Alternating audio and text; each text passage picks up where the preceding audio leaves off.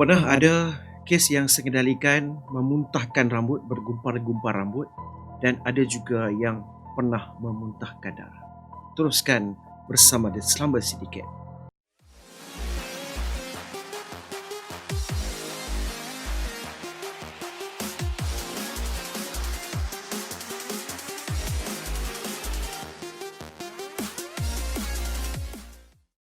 Bismillahirrahmanirrahim.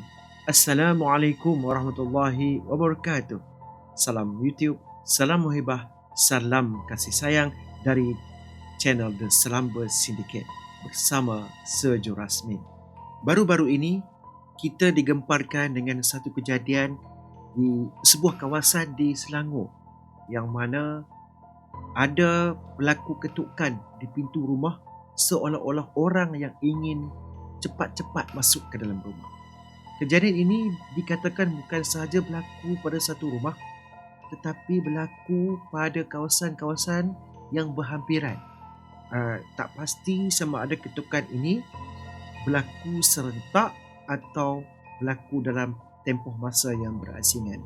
Dan kalau kita lihat video yang tular, ada ketukan dan cuba untuk buka pintu, tapi bila dibuka pintu dalam keadaan yang laju, tidak ada apa-apa objek di luar, dan ada satu foto yang menarik perhatian saya di tingkap, yang mana di tingkap tu kalau kita perhatikan betul-betul ada susuk yang dapat dilihat mata dia. Saya cuba untuk buat pencarian di Google, dan apa yang saya dapat menerusi video dan juga menerusi artikel, kejadian ini adalah kaitan dengan seorang yang ingin menguji ilmu. Ilmu apa tak tahu. Ilmu ni mungkin melibatkan susuk, pucung, dan ada juga yang dikatakan kuntilanak lah apa semua kan. Saya bukanlah seorang yang arif kalau nak membicarakan perkara ini secara lebih mendalam.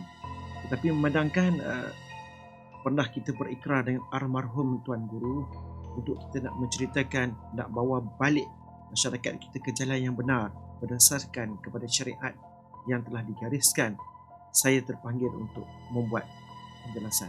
Dalam Islam tidak ada perkataan hantu, entiti ataupun sebagainya. Cuma yang ada di dalam Islam yang telah digariskan dalam Al-Quran iaitu jin dan manusia. Itu merupakan makhluk yang mukallaf yang kena ataupun diwajibkan untuk beribadat kepada Allah Subhanahu Wa Taala. Jadi dalam konteks ini, jin adalah makhluk yang diciptakan oleh Allah Subhanahu Wa Taala sama macam manusia, tetapi manusia tidak dapat melihat jin secara nyata. Jin telah diciptakan oleh Allah Subhanahu Wa Taala dari api yang panas, seperti yang telah tertulis dalam surah Al-Hijr ayat ke-27 dan surah Ar-Rahman ayat yang ke-15. Cuma kelebihan jin kalau nak bandingkan dengan manusia ni, jin dia mampu berubah sifat. Jin ni ada yang menjalar, ada yang terbang, ada yang melata, ada yang merangkak. Itu adalah sifat dan juga bentuk-bentuk jin yang Allah ciptakan. Ini bukan menerusi pandangan, tapi menerusi kajian ahli-ahli yang pakar dalam bidang berkaitan ni. Sebenarnya kehidupan jin ni sama juga dengan manusia. Mereka juga makan, mereka juga minum, mereka juga beranak pinak. Sebab tu kalau kita tengok dalam ajaran agama Islam kita tidak dibenarkan makan dengan tangan kiri, sebab tangan kiri ni adalah tangan yang digunakan oleh para jin. Poin yang paling best kat sini, sebenarnya jin ni takut dengan manusia. Seperti yang telah dipesankan oleh Imam Mujahid bin Jabir, sekiranya kamu ternampak sekumpulan jin, janganlah kamu lari lintang pekang, tetapi hadapilah dia kerana dia akan lari. Itu pesannya. Jadi tak perlu dah kita bimbang, tak perlu dah kita takut. Kita hadaplah jin kerana kita mengimani apa yang penting dalam rukun iman itu, percaya kepada Allah Subhanahu Wa Taala.